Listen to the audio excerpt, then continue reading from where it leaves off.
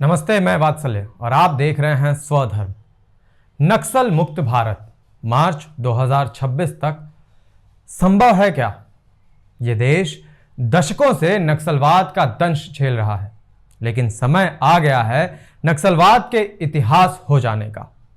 वो दिन दूर नहीं है जब प्रधानमंत्री राष्ट्र के सामने आएंगे और घोषणा करेंगे कि भारत अब एक नक्सल मुक्त देश है।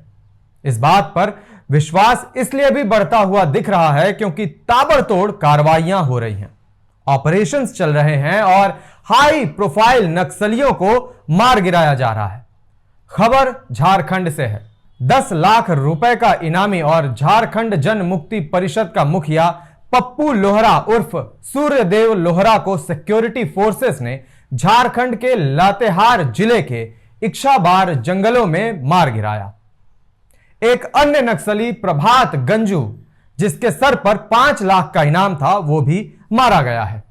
झारखंड पुलिस प्रवक्ता और inspector general operations Amol V Homkar द्वारा द हिंदू को दिए गए बयान के अनुसार लातेहार पुलिस स्टेशन में पप्पू लोहरा के गतिविधियों की सूचना मिली, जिसके बाद एसपी कुमार गौरव ने क्षेत्रीय झारखंड पुलिस टीम के साथ मिलकर ऑपरेशन की योजना बनाई। जब पुलिस की टीम जंगल में सर्च ऑपरेशन कर रही थी, तभी जेजेएमपी के सदस्यों ने पुलिस पर गोलीबारी शुरू कर दी, जिसका जवाब पुलिस ने भी दिया। फायरिंग बंद होने के बाद जब एरिया की तलाशी ली गई तो 2 डेड बॉडीज और 1 घायल व्यक्ति मौके पर मिला। पप्पू लोहरा लातेहार समेत आसपास के जिलों में आतंक फैलाकर जबरन वसूली करता था और विकास कार्यों में भी बहुत बड़ी बाधा था।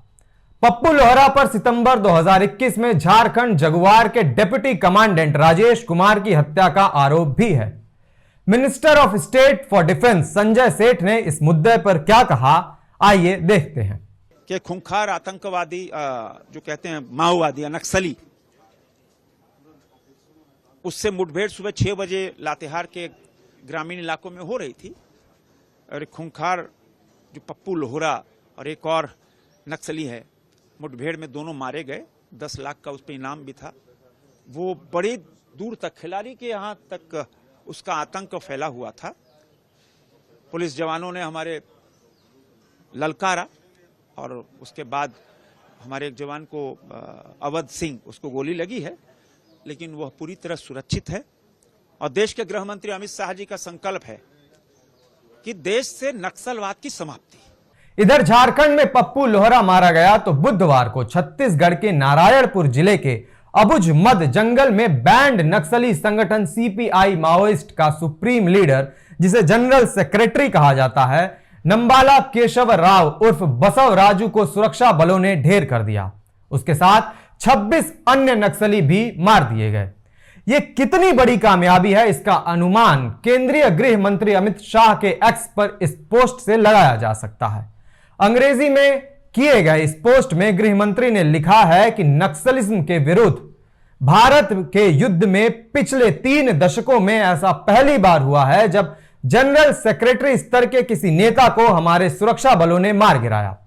उन्होंने यह भी लिखा कि यह साझा करते हुए खुशी हो रही है कि ऑपरेशन ब्लैक फॉरेस्ट के खत्म होने के बाद छत्तीसगढ़, तेलंगाना और महाराष्ट्र में 54 नक्सलाइट्स को गिरफ्तार कर लिया गया है और 84 नक्सलाइट्स ने आत्मसमर्पण कर दिया। बसव राजू पिछले 50 वर्षों से सक्रिय था और 1.5 करोड़ रुपए का इनामी भी था। बसव राजू सीपीआई माओइस्ट संगठन के सेंट्रल कमिटी, पॉलिट ब्यूरो और सेंट्रल मिलिट्री कमीशन का सदस्य था।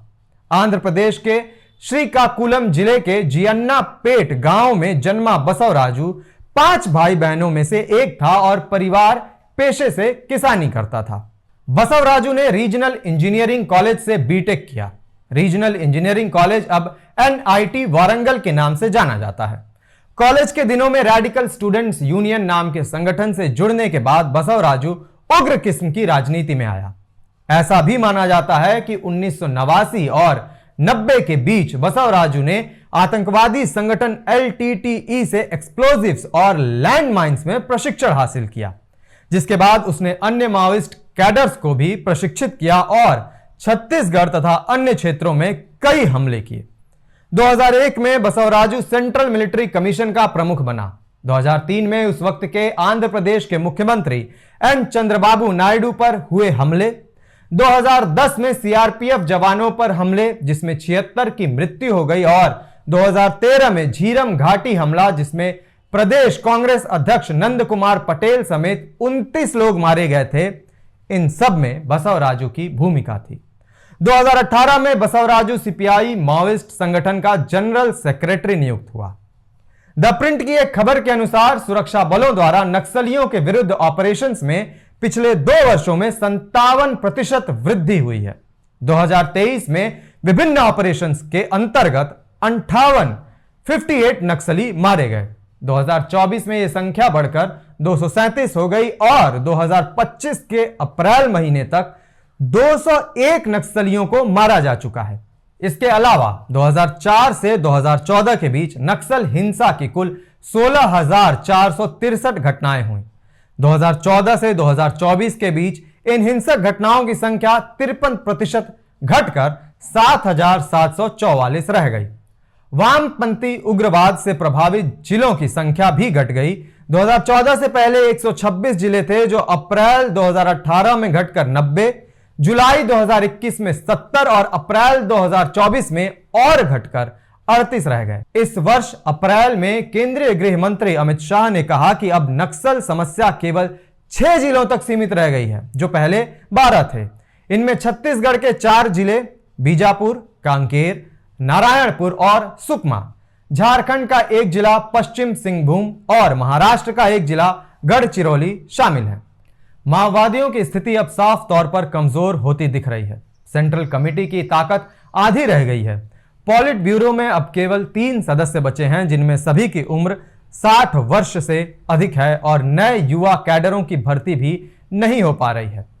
द प्रिंट के हवाले से नक्सलियों के विरुद्ध सुरक्षा बलों को मिल रही कामयाबी का कारण बताते हुए एक वरिष्ठ अधिकारी ने बताया, प्रभावी अभियानों को अंजाम देने के साथ साथ हमने माओवाद प्रभावित जिलों में विकास योजनाओं के क्रियान्वयन को भी सुनिश्चित किया है ताकि स्थानीय आबादी के समग्र विकास को बढ़ावा दिया जा सके। इसके परिणाम स्वरूप सुरक्षा बलों को स्थानीय लोगों का बड़ा समर्थन मिल रहा है जिससे माओवादियों के प्रभाव वाले क्षेत्रों को काफी कमजोर किया गया है। अधिकारी ने आगे कहा, अब आदिवासियों को आधार कार्ड जारी किए जा रहे हैं, स्वास्थ्य सेवाएं दूर दराज के इलाकों तक पहुंच रही हैं और स्कूलों का संचालन सुरक्षा बलों द्वारा किया जा रहा है। इन बदलावों ने काफी प्रभाव डाला है। इन अभियानों की सफलता के पीछे एक और महत्वपूर्ण कारण है डिस्ट्रिक्ट रिजर्व गार्ड की भूमिका, जिसमें पुलिसकर्मी, आत्मसमर्पण कर चुके माओवादी कैडर और बस्तर फाइटर्स शामिल हैं। अधिकारी ने बताया, ये स्थानीय जवान हैं जो इलाके को अच्छी तरह समझते हैं, स्थानीय भाषा बोलते हैं और माओवादियों की रणनीति से वाकिफ हैं। यही बात उन्हें बाहरी बलों की तुलना में एक विशेष बढ़त देती है। हालिया अभियानों की सफलता का यह एक बड़ा कारण है। अपने ही देश के भीतर दशकों से इतना बड़ा विद्रोह पनपा, हजारों जानें ले ली और अभी पूरी तरह खत्म नहीं हुआ है। इसका बहुत बड़ा कारण है भ्रष्टाचार और आम जनता के दुखों कष्टों की अनदेखी। जब तक आम व्यक्ति मजबूती नहीं हासिल करेगा, शिक्षित नहीं होगा, बुनियादी सुविधाओं का हकदार नहीं होगा, तब तक इस तरह के विद्रोह देश को डसते रहेंगे लंबे समय तक। एक सच्चा लोकतंत्र यह बर्दाश्त नहीं कर सकता। हमें उम्मीद है कि आज जो इलाके नक्सल प्रभावित हैं, कल वो विकास के नए आयाम लिखेंगे। इस खबर पर अपनी प्रतिक्रिया कमेंट करके अवश्य बताएं। धन्यवाद।